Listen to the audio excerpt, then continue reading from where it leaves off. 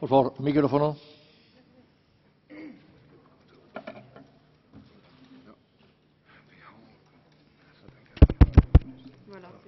Merci. Alors que Jean-Claude Juncker déclarait au mois d'octobre que sous son mandat, aucun élargissement supplémentaire de l'Union européenne ne serait accepté, le Parlement européen redouble pourtant de zèle pour préparer l'adhésion de pays candidats comme la Géorgie, l'Ukraine et la Moldavie.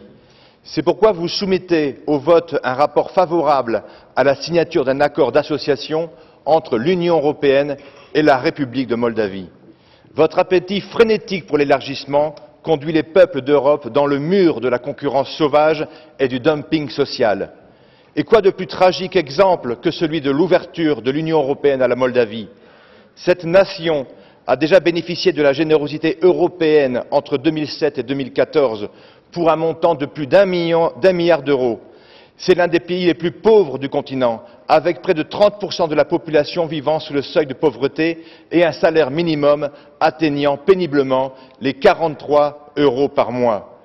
Pire, la Moldavie, dont vous louez les efforts d'intégration dans votre rapport angélique, c'est une économie souterraine qui représente près de 40% du PIB. De plus, vous vous évertuez chaque jour à condamner les soi-disant écarts de conduite de la Russie ou d'autres pays qui ne respecteraient pas le credo des droits de l'homme.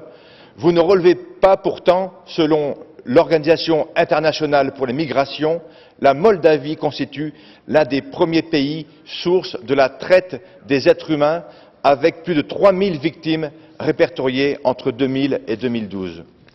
Pour conclure, nous demandons que cet accord d'association soit soumis au référendum dans tous les États membres de l'Union. Vous pouvez compter sur nous pour appeler les peuples souverains à rejeter tout nouveau projet d'association ou d'élargissement. Je vous remercie. Señor Briouat, tiene usted una pregunta que le hace el señor Etheridge. ¿La acepta? Señor Etheridge. Thank you. Would you agree with me that in the context that if